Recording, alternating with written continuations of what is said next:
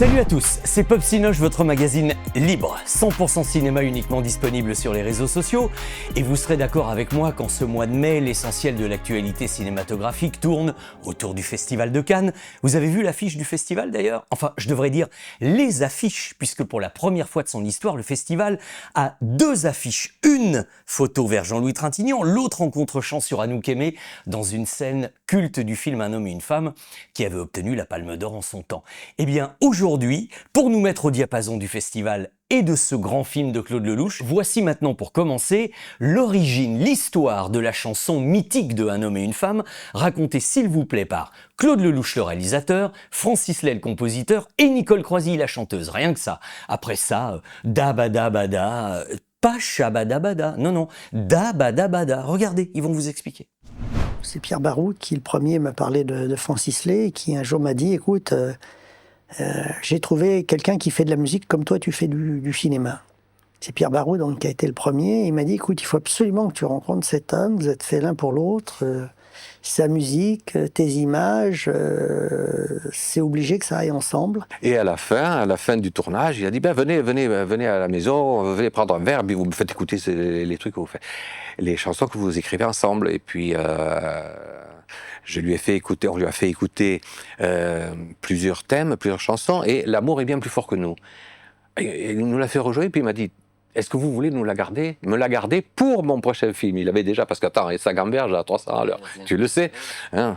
Et nous, ravis, bien sûr. Et puis en partant, il me dit et puis, ça vous amuserait d'écrire toute la musique du film? Là, je tombais de très, très, très haut. Et donc, Francis Lay est venu me voir dans le petit bureau que j'avais à l'époque, boulevard de Strasbourg, qui était plus une chambre de bonne qu'un bureau. Voilà. Et il est venu me voir avec son accordéon, et puis il s'est mis à jouer. Et puis, tout de suite, j'ai dit, voilà, j'ai trouvé celui qui écrit la musique que j'aimerais écrire si j'étais musicien. Et c'est comme ça qu'on a vécu cette grande histoire d'amour qui dure depuis maintenant presque 40 ans, quoi. Au moment d'Un homme, une femme, on n'avait aucune pollution, on était tout neuf, et puis on est allé à l'essentiel. Je sais qu'il m'a fait écouter une trentaine de thèmes avant le thème d'Un homme et une femme, et que je trouvais tous très beaux. Je les trouvais tous très très beaux, mais à chaque fois je lui disais, écoute, pour le film que j'ai dans la tête, c'est pas celui-là. Et j'ai commencé à faire des thèmes, et puis bon, au bout de 15 jours, Claude est venu écouter des trucs. Et puis voilà, alors c'était très drôle parce qu'il notait les thèmes de 1 à 10, tu sais. Je lui ai joué au moins une quinzaine de thèmes. Et il me dit, vos thèmes sont bien, mais j'ai pas encore le déclic. Jusqu'au moment où je dis, écoute, je reviendrai demain ou après-demain. Et puis il m'a dit, non, attends, avant de partir, je vais t'en faire écouter un. Bon, il n'est pas très bien, il n'est pas très bon, mais dis-moi si c'est la direction, si je peux aller dans cette direction. Ouais. Et puis je dis, j'ai fait encore un autre thème pour, vous savez, la séquence où Trintignant est à Pigalle, enfin, jouez. Alors je lui ai joué, puis j'ai joué, il a vraiment tiqué, là. Puis il m'a dit, rejouez-moi ça. Je lui ai dit, attends, tu peux me faire écouter ce que tu viens de me faire écouter? Il y avait 4 notes, là. J'ai dit, c'est ça, voilà. Ne cherchons pas plus. C'est ça qu'il me faut pour le film. C'était ça, tu vois, c'était...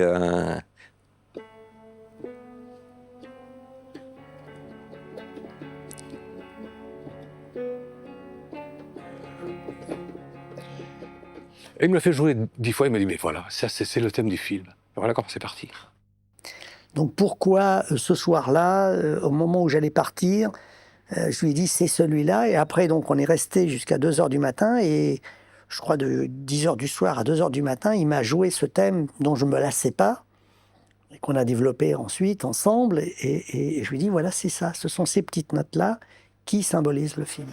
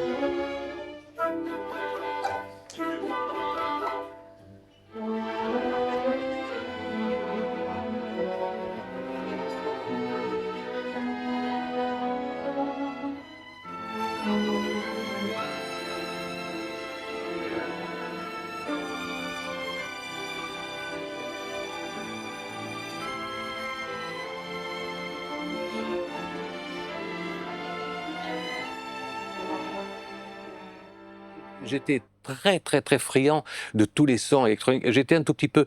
je pense que j'ai été un des premiers à mettre des micros dans l'accordéon pour avoir des sons un peu étranges, comme ça, des sons bizarres.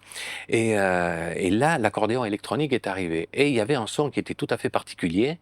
Donc, on a enregistré la musique avec 5 musiciens, ce son d'accordéon, Nicole et Pierre, voilà. Alors, savoir peut-être que justement ce son nouveau, peut-être qu'a attiré l'oreille, parce qu'effectivement c'était une chose à laquelle on n'était pas habitué encore. Et puis voilà, on a fait la bande originale comme ça. Il fallait faire des maquettes parce que Lelouch voulait tourner avec la musique. Parce que pour lui, ce qui était très très important, c'était que la musique était un partenaire supplémentaire. On était des mordus de jazz et donc on allait écouter Nicole dans tous les clubs où elle passait. Et puis bon, elle a fait partie de notre groupe, donc Pierre, Nicole, Maurice Vander au piano. On est rentré en studio avec Barou et comme on n'avait pas de texte et que lui n'est pas non plus le champion de fournir les textes 2 ans avant, on voulait faire la, mais la, c'est très très ennuyeux, puis ça fait un peu cucu. Donc on a fait des onomatopées du style barada barada barada. Bon, moi c'était un peu jazzistique, et puis ra, bon, on faisait bara bara, bon. On n'avait pas envie de faire la, parce que ça franchement, c'était vraiment odieux, quoi. Il fallait quand même qu'on soit motivant pour Claude, il fallait qu'il puisse rêver, hein. Donc il a tourné avec nos petites maquettes qu'on avait fait en studio. Sur Un homme et une femme, très souvent, je me suis aperçu que moi j'étais à court de mots en tant que directeur d'acteur, en tant que metteur en scène. Alors quand j'avais plus de mots à ma disposition, je passais la musique du film sur le plateau et d'un seul coup la musique avait l'air de dire des choses aux acteurs que moi je n'aurais jamais pu leur dire. Je me suis aperçu qu'ils ne bougeaient plus de la même façon, qu'ils ne marchaient pas de la même façon, qu'ils ne regardaient pas de la même façon. J'ai tout de suite découvert que la musique était un immense, immense directeur d'acteurs. Et donc, il est parti tourner, hein, avec ses bandes. Et puis, quand il est revenu, après maintes péripéties financières qu'il a fallu... bon, nous, on faisait tout ça gratuitement, bénévolement, hein. C'était une aventure entre copains, quoi. Et d'ailleurs, moi, je ne suis pas devenue riche non plus avec Un homme et une femme, hein, et pour cause. Et finalement, il est revenu en disant à Barou, bon, bah alors maintenant, il faut que tu me fasses les textes. La Samba Sarava, c'est fait, d'accord, mais maintenant, il faut que tu me fasses les textes. Et par contre, alors, pour celle-là, là, vous me changez rien, vous me laissez dabadabada. Parce que toute l'équipe technique chante ça. Tout le monde s'est accroché à ça, et ça serait trop bête de mettre des paroles. Comme en plus, ça va être très précipité, laisse dabadabada. C'était dabadabada. C'était pour la rime, comme nos voix badabadabada, chante tout bas badabadabada. Voilà. Après, c'est devenu shabadabada, mais c'était l'original, c'est dabadabada. Non, c'était tout à fait, c'était imaginé par Pierre comme ça. Ouais, ouais. Il faut dire que Barou est quand même quelqu'un de très très doué, parce qu'avec 4 syllabes, il est arrivé à faire chaque fois une phrase, et quand on prend le texte à froid, comme nos voix chantent tout bas, nos cœurs y voient comme une chance, comme un espoir, il n'a pas écrit n'importe quoi. Mais il est évident que c'est le dabada qui a pris le dessus, et que la plupart du temps, les gens ne font pas attention à ce que ça raconte. Mais ça racontait vraiment un homme et une femme.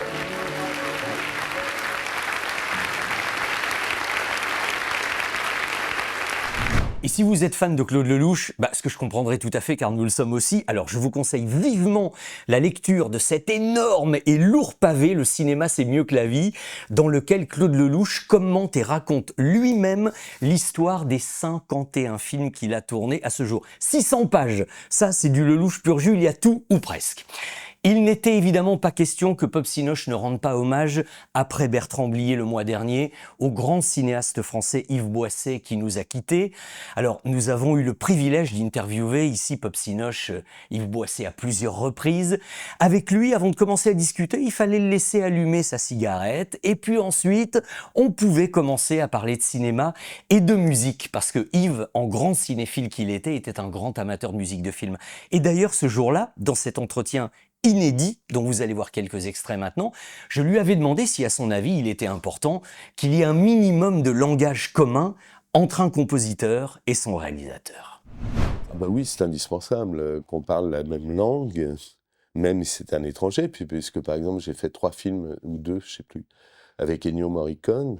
Vraiment, enfin, je crois avoir une entente parfaite avec Morricone, qui est par ailleurs un type qui l'a prouvé, enfin, c'est un lieu commun que de dire ça, mais qui comprend admirablement le cinéma. Bon, c'est vrai que ça, ses performances qui resteront à jamais, c'est avec les films de Sergio Leone, avec lesquels, là, il avait une complicité absolue, d'autant plus absolue qu'il composait la musique avant le tournage. Et moi, je me rappelle cette vision absolument inouïe, enfin, cette vision cosmique du tournage c'était Il était une fois dans l'Ouest, dans les Sierras près d'Almeria, où il y avait des baffles comme pour un concert de rock, et qui se répercutaient à travers les canyons, et les acteurs jouaient sur la musique de Morricone comme une chorégraphie. Et par exemple, le duel entre Fonda et Bronson, ils avançaient tous les deux avec la musique, au rythme de la musique, et la musique qui était lancée à travers les montagnes. Enfin, c'était un truc titanesque. Et c'est vrai qu'ils n'auraient pas joué de la même manière, et les plans, les images n'auraient pas été les mêmes s'il n'y avait pas eu la musique auparavant. Et c'est vrai que les films de Sergio étaient de véritables opéras, quelque part. Morricone, lui, ça aurait été son rêve que la musique soit écrite avant le tournage. Pour une foule de raisons pratiques, ne serait-ce que souvent, on a le financement du film au moment où le tournage démarre. Donc, quand ce sont des musiques très chères comme ça, on n'a pas les moyens de les enregistrer avant. On les a pas toujours de les enregistrer après, mais on les a sûrement pas pour les enregistrer avant, sauf dans des cas très particuliers, comme les films de Sergio Leone ou autres. Mais je sais que Ennio, c'est son rêve que la musique soit enregistrée avant le tournage. Ah oui. Et puis, il réenregistre, en fonction des images, une autre musique après. Mais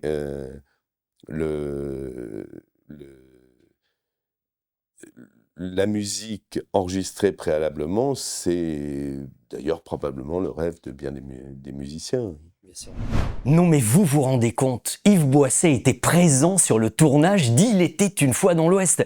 Il faut pas oublier qu'avant de commencer à faire du cinéma, Yves a également été critique de cinéma et qu'il a fréquenté beaucoup de tournages. Mais là quand même, le duel Fonda-Bronson, eh bien voilà, il vous l'a raconté aujourd'hui. Alors revenons maintenant à la collaboration avec Ennio Morricone sur ses propres films et particulièrement pour le film Espion lève-toi. Et je me souviens que justement, j'avais demandé à Yves Boisset s'il était facile de collaborer avec un compositeur étranger qui ne parlait que l'italien, qui ne voulait jamais sortir de Rome. Comment on fait pour travailler avec un musicien à distance, Yves? Non, on voyage. Non, on se voit 3, 4 fois avant l'enregistrement. Je viens à l'enregistrement, il enregistre à l'image. Donc on sait exactement où on va, il n'y a pas réellement de surprise. Et en plus, moi, sur les 2 films que j'ai fait avec lui, je me suis particulièrement bien entendu avec Morricone. Je me souviens très bien, on était parti de l'admirable musique, c'est une des plus belles qu'il ait composées, d'Enquête sur un citoyen. Ah ouais. Et je lui avais dit, j'imagine, moi, comme thème récurrent de cette marche vers la mort du personnage de Lino Ventura, un truc un peu comme un engrenage, comme une musique qui soit presque comme une espèce d'horloge qui décompte les heures et les minutes qui lui restent à vivre. Et c'est à partir de cette idée d'un piège, enfin d'une musique qui se referme sur elle-même, qu'un beau jour, il m'a dit « Tiens, viens, si tu peux venir, je voudrais te faire écouter quelque chose. » Et il avait une cassette du film, et il m'a fait écouter sur la cassette la musique qui était vraiment formidable. Oui, là, adéquation Totale. totale. Il faut dire que la partition d'Espion Lève-toi était une vraie merveille. La fameuse marche en La, évidemment, est restée célèbre. J'en profite pour vous dire que nos amis de l'excellent label Music Box ont réédité dans leur volume numéro 84 la partition d'Espion Lève-toi, avec en plus des morceaux qui ne figuraient pas sur le 33 tours vinyle d'origine. Donc n'hésitez pas à vous le procurer. Encore un petit moment avec Yves Boisset pour évoquer avec lui peut-être son film le plus célèbre. Il est resté dans toutes les mémoires, je veux parler de Dupont-la-Joie, un film malheureusement toujours d'actualité. Mais ce qui était intéressant, c'est que ce film, qui était un drame très rude, il avait appelé pour la musique du film le compositeur Vladimir Cosma, qui était l'homme des grandes comédies à la française. Pourquoi Yves voulait-il Vladimir Cosma pour ce film? C'est évidemment la question que je lui avais posée. D'abord, je trouve que Vladimir est un grand compositeur quand il veut. Et ensuite, il ne faut pas oublier que le pari de Dupont-la-Joie, c'était de faire un film qui démarre comme une comédie franchouillarde pendant pas loin d'1 heure, et où tout d'un coup, le destin intervient et ça devient une tragédie. Et une tragédie assez rude. Mais pendant 3/4 d'heure, c'était ça le piège du film. C'est que les gens se marraient avec Carmet et riaient en toute complicité avec ses plaisanteries racistes, beaufs, etc. Et puis, tout d'un coup, on leur disait, d'une certaine manière, « Bon, vous êtes bien marrés, voilà où ça mène. » Et vous retrouvez un assassin ou le complice d'un assassin. Et donc, il fallait une musique qui sonne aux oreilles des spectateurs comme une musique de comédie française. Et donc, comme moi je connaissais Vladimir, je savais que c'était un musicien tout à fait intelligent et beaucoup plus riche d'inspiration que ce qu'il avait pu donner jusqu'à présent, je trouvais très intéressant de démarrer avec la musique dans un ton de comédie, où les gens ne soient pas dépaysés, et dire tiens, on va se marrer avec Carmet et la bande de clowns qu'il y a, et de les piéger de la même manière avec la musique que avec la construction et la problématique du film. Ouais. J'ouvre une très légère parenthèse puisqu'on parle de Dupont-la-Joie qui redevient aujourd'hui incroyablement d'actualité. Mais oui, malheureusement, je dis bien malheureusement, c'est un film qui n'a pas du tout vieilli. Moi, j'ai eu l'occasion de le revoir il y a 3 mois. J'étais abasourdi de voir, en dehors des voitures, de la mode, etc., on a l'impression que c'est un film tourné il y a 15 jours. Et effectivement, maintenant, c'est un peu un film culte, Dupont-la-Joie, et qui repasse 1 fois par an à la télé. C'est un film qui est une tragicomédie. Enfin, moi, j'aime bien le mélange des genres, sur le plan musical, comme sur le plan cinématographique, comme d'ailleurs dans la vie. Et je trouve qu'on avait assez bien réussi notre coup dans le genre mélange des genres. Et c'est peut-être une des raisons qui font qu'il a très très peu vieilli, ce film. Et que même les blagues, souvent les blagues vieillissent mal. Enfin, les gags, les plaisanteries, ou alors c'est des très grands classiques, mais les films comiques vieillissent pas toujours très très bien. Et dans Dupont-la-Joie, il y a le titre déjà, puisque le Dupont-la-Joie est presque devenu un mot de la langue française. Alors, une expression, on dit les Dupont-la-Joie du commissaire Truc, ou les Dupont-la-Joie de Marne-la-Vallée, et c'est un mot qui a été créé de toutes pièces, quoi. Parce que le personnage s'appelait Lajoie dans le film, et moi j'ai eu l'idée du titre Dupont-la-Joie, et contre lequel tout le monde était farouchement. Ah oui. En disant ça veut rien dire, c'est bête, on va penser à Ducon-la-Joie. J'ai dit, justement, c'est très bien. C'est très bien. Et je me rappelle, les distributeurs étaient contre, et comme le film les 3 premiers jours a très mal démarré, mais très très mal démarré. Parce que comme On avait annoncé aux gens que c'était un film sur le racisme. Bon, les gens diront, oh là, là, on va pas prendre la tête avec cette connerie. Et c'est le premier week-end qu'il a, tout d'un coup, mais alors, il a été boosté par le bouche à oreille à un point incroyable. C'est vraiment un film qui s'est révélé un succès sur le bouche à oreille. Et quand vous avez retravaillé avec lui sur Le Prix du danger, là aussi, on peut dire que Vladimir n'était pas un choix a priori évident. Un film quand même avec beaucoup d'action, choses comme ça, c'était pas Oui, là où on attendait. oui, forcément. mais il y avait un côté comédie de science-fiction dans Le Prix du danger, puisque au départ, Le Prix du danger, quand il a été tourné en 84, je crois, était un film de science-fiction. C'était un film d'anticipation. Maintenant, ça a l'air d'un documentaire sur la télé contemporaine. Mais c'était un film assez prémonitoire et qui avait une dimension de comédie. Moi, d'ailleurs, j'aime bien mettre dans les histoires les plus tragiques un zeste de comédie. Et donc là aussi, le choix de Vladimir, qui a composé une musique assez épique, mais avec un grain d'humour qui, je trouve, passait très très bien et était vraiment intéressant. Par exemple, dans le même film, Dupont-la-Joie, tout le monde était contre le choix de Carmet. Ah oui. Et les gens disaient, mais non, il est trop sympathique, on va jamais y croire, etc. Or, Justement. c'est ça qui est intéressant. C'est que les salauds, parfois, ils sont très sympathiques. Ce serait trop simple. Si les salauds avaient des têtes de salauds, la vie serait vraiment très facile à décrypter. Hein. De même que les escrocs sont des gens forcément très sympathiques. Sinon, ils ne feraient pas une grande carrière d'escrocs. C'est évident.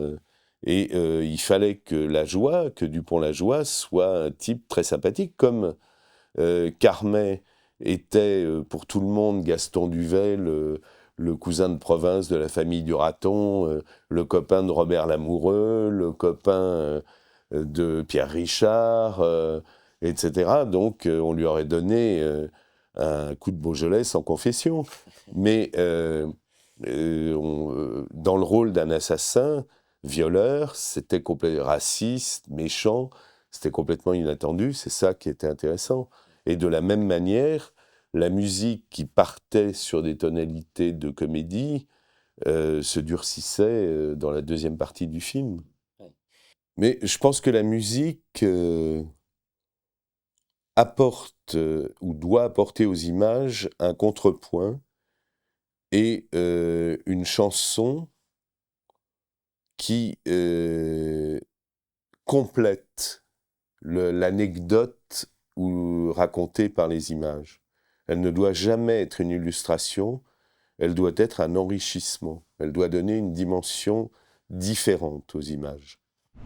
Excellente leçon de cinéma et de musique signée Yves Boisset, disparu récemment, qui nous manque déjà. Et puis alors, inutile de vous dire que il n'est évidemment jamais trop tard pour découvrir ou redécouvrir un film aussi fort, aussi puissant que Dupont-la-Joie, qui existe à peu près sur tous les supports. Et surtout, lisez son livre de mémoire, ça s'appelle « La vie est un choix » aux éditions Plomb en poche, où Yves raconte aussi bien sa vie de cinéphile que d'assistant réalisateur et de cinéaste. Une vie extrêmement remplie, vous verrez. Et puis tenez, si avant de nous retrouver le mois prochain, vous avez envie d'un peu de lecture, je vous conseille le numéro 5 du hors-série cinéaste des Cahiers du cinéma, consacré, évidemment on le reconnaît, à Sir Alfred Hitchcock. Et puis le mois prochain, tiens, un petit indice, nous serons en compagnie d'un des plus grands producteurs du cinéma français. Si vous avez une idée de qui il peut s'agir, dites-le dans les commentaires. Et puis en attendant, vous likez, vous commentez, vous partagez l'émission d'aujourd'hui si vous y avez pris plaisir. Salut à tous et à la prochaine. Bye.